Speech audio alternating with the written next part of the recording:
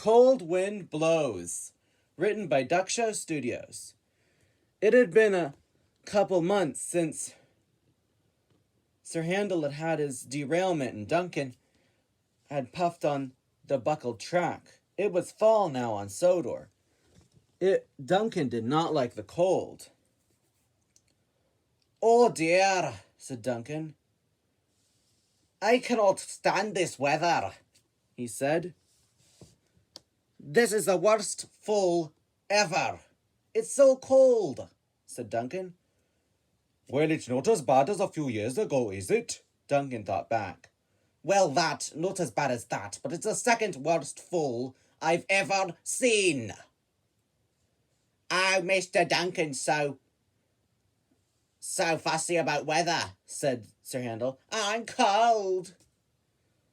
"Och, don't ye start," said Duncan. He had to take passengers. He puffed into the bottom station. Rheneas came with his coaches. "Oh, look at me! Look at my dome! It's so freezing!" said Duncan. "And my wheels! They're freezing! My wheels can't work in such wintry weather." "I don't want to pull this train at all." "That's no way to talk," said Rheneas. "What about your passengers? Do you want them to be stuck out in the cold?" "Well, fine for the passengers," said Duncan. Rheneas puffed off.